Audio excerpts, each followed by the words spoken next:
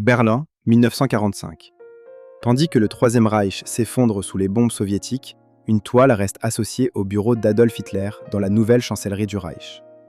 Elle ne se trouvait probablement pas dans le bunker lui-même, mais dans les étages au-dessus, à quelques mètres seulement du monde souterrain où Hitler allait passer ses derniers jours. Un paysage sombre, presque immobile, une île rocheuse cernée de cyprès noirs, vers laquelle une barque avance sans faire une seule vague. Hitler avait acheté cette toile en 1933. Elle l'avait accompagné depuis sa résidence alpine du Berghof jusqu'à ce bureau berlinois. Pourquoi cet homme, responsable de la disparition de millions de personnes, tenait-il tant à garder près de lui une barque qui transporte quelqu'un vers la mort? Regardons cette toile ensemble, comme si nous la découvrions pour la première fois. Une île de pierre surgit d'une eau tellement immobile qu'elle ressemble à du verre épais, presque à du pétrole renversé. Au centre, des cyprès géants, plantés si serrés qu'ils forment une masse presque noire au milieu de la roche claire. Face à cette masse végétale, une petite barque s'approche d'un escalier taillé dans la falaise. Dedans, une silhouette entièrement enveloppée d'un linceul d'un blanc éclatant, debout, immobile, et à côté d'elle, un objet clair, orné de guirlandes, qui ressemble à un cercueil. À première vue, tout semble limpide. C'est un voyage funèbre, une âme qui traverse les eaux vers l'au-delà. Mais avant d'aller plus loin, il faut s'arrêter sur un détail facile à manquer. Regardez l'eau encore une fois. Pas une ride, pas un sillage derrière la barque, pas le moindre reflet du ciel à sa surface. Les cyprès non plus ne semblent jamais bouger. Aucun vent ne traverse cette scène. Böcklin élimine méthodiquement tout ce qui pourrait remettre le monde en mouvement. Et si l'on regarde encore de plus près les ouvertures sombres taillées dans la roche, on comprend qu'il ne s'agit pas de grottes naturelles. Ce sont des portails funéraires, taillés avec une précision architecturale qui rappelle les tombeaux étrusques ou romains. Quelqu'un a construit cette nécropole, quelqu'un a voulu qu'elle ressemble à une forteresse. D'où vient exactement cette île? Plusieurs lieux méditerranéens ont été proposés comme source possible d'inspiration. L'îlot de Ponticonisi, près de Corfou, avec sa minuscule chapelle noyée sous les cyprès. L'îlot volcanique de Strombolicchio, au large de la Sicile. Le château d'Ischia, que le peintre avait visité quelques années plus tôt. Aucun de ces lieux ne correspond exactement à ce que montre la toile. Böcklin ne copiait pas un paysage précis. Il semble en avoir assemblé plusieurs, comme on assemble les fragments d'un souvenir pour construire un lieu qui n'existe nulle part, mais qui ressemble à tous les cimetières que la mémoire garde en elle. Longtemps, on a cru que ce tableau illustrait tout simplement le mythe grec de Charon, le noché qui transporte les âmes sur le Styx jusqu'au royaume d'Hadès. C'est ce que la plupart des gens pensent encore aujourd'hui en découvrant l'œuvre. Mais l'histoire résiste mal à l'examen. Böcklin lui-même n'a jamais mentionné Charon dans sa correspondance. Il n'a même jamais donné à sa toile le titre sous lequel nous la connaissons. Ce nom, l'île des morts, fut fixé et popularisé en 1883 par le marchand berlinois Fritz Gurlitt. Böcklin, lui, employait des désignations plus proches de l'île des tombeaux et parlait de son travail comme d'un Traumbild, littéralement une image pour rêver. Le titre de Gurlitt transformait une image ouverte, presque indéfinissable, en destination précise. Là où le spectateur voyait auparavant une île et une barque, il voyait désormais le royaume des morts. Le nom a fait le reste. Il a façonné notre lecture de l'œuvre bien plus que Böcklin ne l'avait sans doute prévu. Pour comprendre ce que le peintre cherchait vraiment, il faut revenir au printemps de 1880, dans son atelier de Florence. Böcklin a alors 52 ans. Il travaille sur une commande pour un mécène de Francfort, un paysage insulaire encore vide de toute présence humaine. C'est à cette période qu'une jeune veuve du nom de Marie Bernat se présente à son atelier. Elle vient de perdre son mari, le docteur Georg Bernat, mort de la diphtérie. Elle découvre le paysage inachevé et lui commande une version pour elle-même, en mémoire de son époux disparu. C'est dans cette version commandée par Marie Bernat que la figure enveloppée et le cercueil prennent leur forme définitive, à la demande d'une femme en deuil. Ils viennent se poser sur une composition déjà commencée, comme le deuil lui-même vient se déposer sur une vie qui existait avant lui. Les documents liés à la commande confirment que le cercueil et la silhouette voilée furent ajoutés précisément à sa demande. L'élément que nous considérons aujourd'hui comme le cœur du tableau n'appartenait donc pas au projet initial. Il est né d'un chagrin privé, payé et façonné par une femme qui voulait, selon ses propres mots, une image pour rêver. L'histoire personnelle de Böcklin éclaire cependant bien plus que cette seule commande. Sur les 14 enfants qu'il a eus avec son épouse italienne Angela Pascucci, 8 ne sont jamais arrivés à l'âge adulte. Sa petite fille Maria repose au cimetière Anguet de Florence, à quelques minutes de marche de son atelier, un lieu planté de cyprès immenses, très proche de ceux du tableau. Nous ne savons pas s'il s'y rendait chaque jour, mais il connaissait ce lieu et sa fille y était enterrée. Dès lors, les cyprès du tableau cessent d'être un simple décor méditerranéen. Ils peuvent aussi devenir les arbres d'un deuil personnel, ceux d'un homme qui avait déjà, avant même de peindre cette île, appris à vivre à côté d'une tombe d'enfant. Avançons maintenant vers ce que la lumière révèle, à condition de s'approcher suffisamment. Böcklin construit son éclairage comme un metteur en scène, avec une source extérieure au tableau, comme un soleil bas de fin de journée. Voyons-nous un soleil qui se couche ou un jour qui commence ? Même l'heure de cette traversée nous échappe. Dans la troisième version, celle qu'achètera plus tard Hitler, un examen rapproché révèle un détail presque invisible à l'échelle d'une reproduction imprimée. Au-dessus de l'un des tombeaux, dans la partie droite de la roche, 2 lettres sont gravées dans la pierre peinte. A. B. Les initiales du peintre lui-même. Était-ce une simple signature, discrètement glissée dans le décor ? Ou Böcklin inscrivait-il symboliquement son propre nom sur l'une des tombes de son île ? Nous ne pouvons pas le savoir avec certitude. Mais l'emplacement de ces lettres, juste au-dessus d'un des portails les plus sombres, rend la seconde lecture difficile à écarter complètement. Loin de nuire à sa carrière, cette obsession funèbre fit de Böcklin un phénomène européen. Grâce aux gravures diffusées par Gurlitt et par le graveur Max Klinger, la toile devient un objet de fascination dans toute l'Europe. L'écrivain Vladimir Nabokov racontera plus tard qu'à Berlin, dans les années 30, on trouvait une reproduction de ce tableau dans presque chaque maison bourgeoise. Une reproduction aurait également été accrochée dans le cabinet de Sigmund Freud, selon un témoignage souvent répété par ses biographes. Mais c'est un compositeur russe qui va vivre la réaction la plus intense de toutes. En 1907, à Paris, Sergueï Rachmaninov découvre une reproduction en noir et blanc du tableau. L'image le poursuit. 2 ans plus tard, elle devient son poème symphonique « L'île des morts ». Bien après, en découvrant enfin l'original en couleur, il confie sa déception.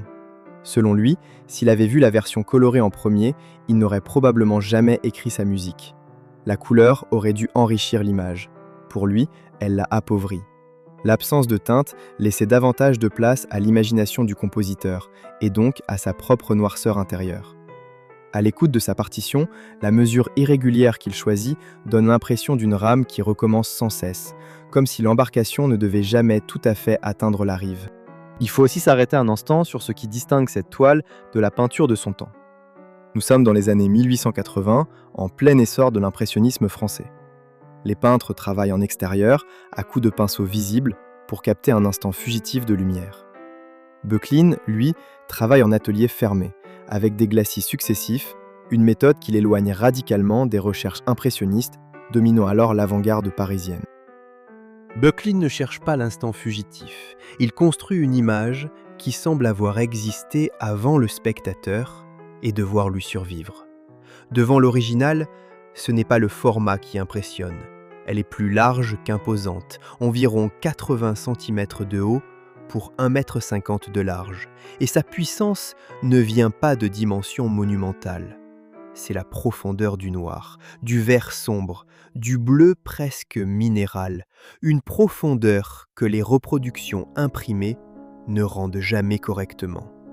Le tableau parle de la mort, mais il refuse presque tout le vocabulaire religieux avec lequel l'Europe avait appris à la représenter.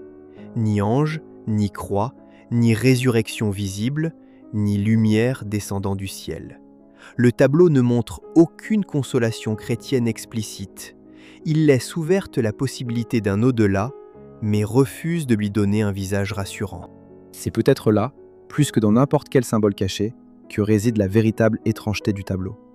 Une traversée sans promesse claire, ni de paradis, ni de néant. Les historiens eux-mêmes ne s'accordent pas sur tout. Certains détails résistent à toute explication définitive.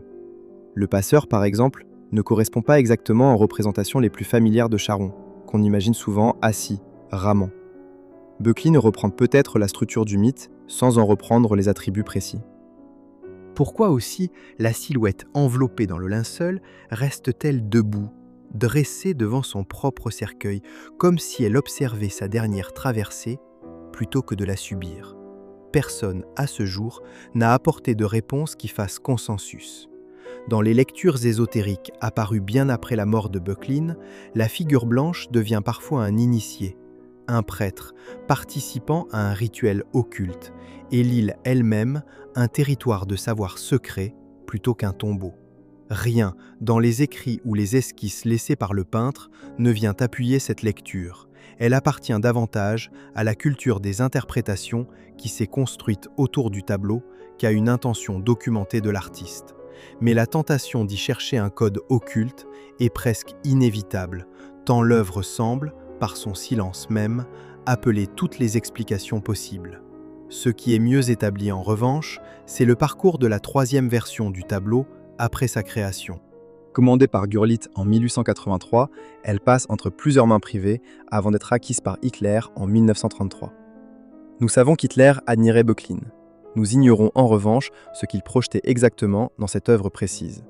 Peut-être y reconnaissait-il cette monumentalité funèbre qu'il recherchait aussi dans l'architecture et dans la mise en scène du pouvoir. La toile reste avec lui du Berghof jusqu'à la nouvelle chancellerie dessinée par Albert Speer. L'analogie est difficile à ne pas voir. L'homme qui avait longtemps possédé cette île fermée sur elle-même termina ses jours sous terre, isolé, derrière des murs de béton. Ce n'est pas une prophétie, seulement l'une de ces coïncidences auxquelles une image ancienne finit, après coup, par donner une forme troublante. Une quatrième version du tableau, peinte sur cuivre en 1884, appartenait à la famille de l'industriel Heinrich Thyssen. Elle a été entièrement détruite par les bombardements de Berlin pendant la Seconde Guerre mondiale. Il n'en reste qu'une photographie en noir et blanc. La version qui appartenait à Hitler, elle, a survécu presque par miracle à la chute de Berlin. Aujourd'hui, elle est exposée à l'ancienne Galerie nationale de Berlin, visible par n'importe quel visiteur.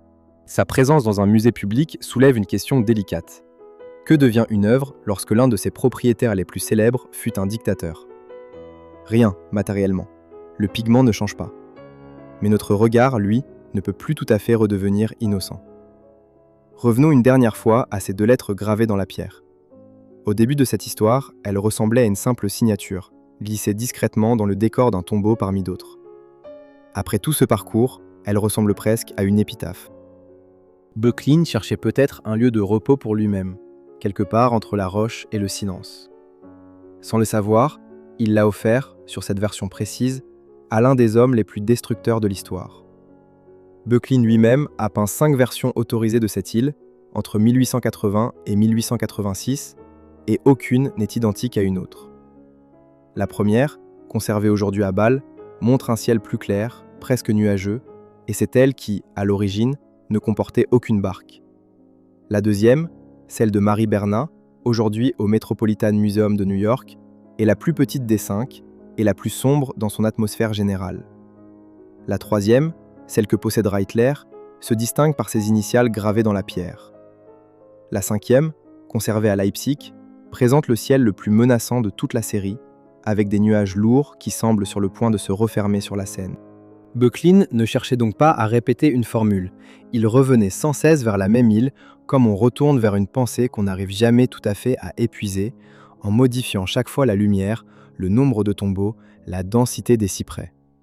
5 tentatives pour dire, chaque fois un peu différemment, la même chose indicible.